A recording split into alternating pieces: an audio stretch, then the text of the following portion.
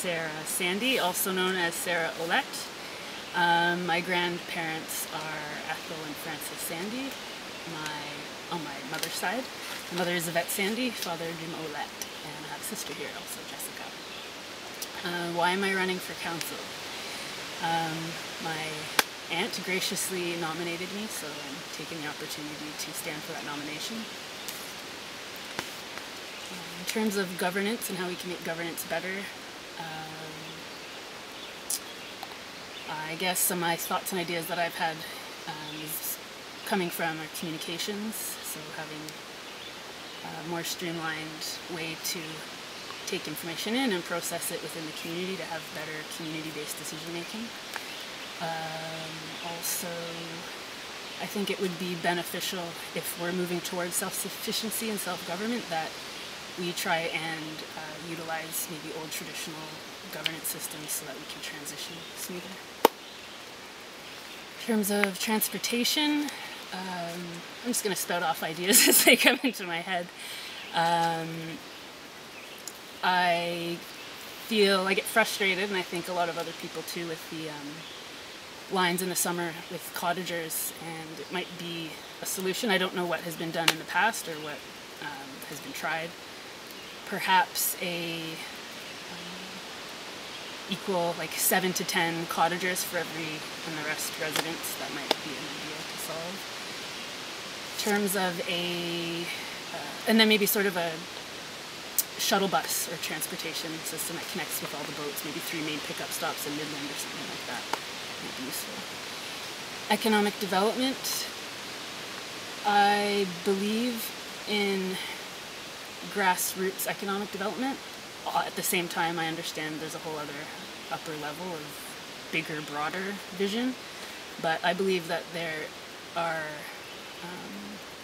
a lot of skills that we have in the community that we don't realize, and I think it would be really cool to uncover those and build services that meet our needs first and foremost before we are meeting the demands of a market.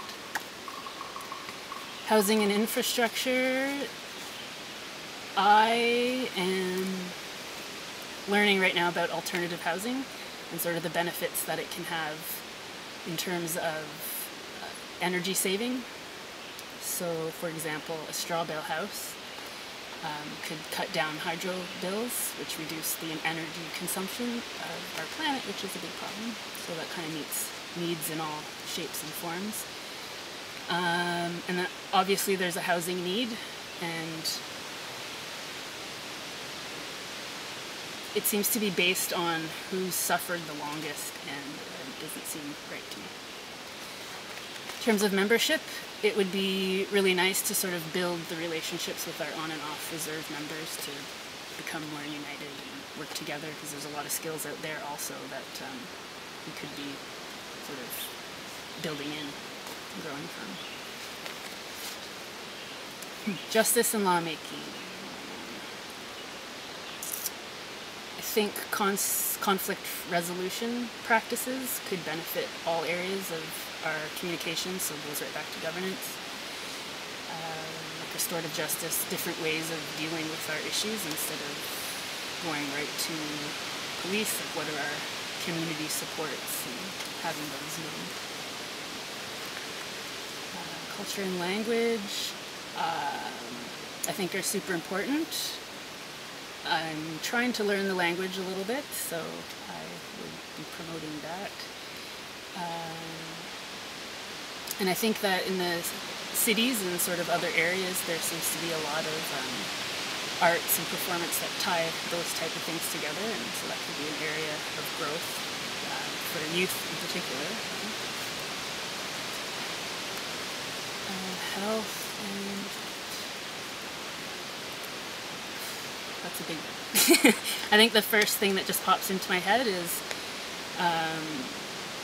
the prescription addiction issues that we have in the community currently, and I think we need to up our addressing of that issue and be, I don't know, building community partnerships on the outside to work together to really form a way to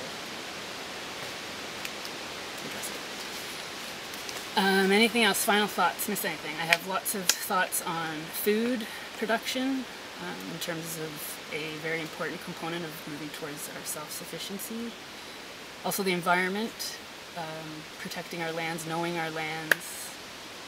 I would like to see a more active or a more prominent stance for protecting our Great Lakes, being more present in those actions that are being taken off reserve and partnering with other organizations that are trying to do that.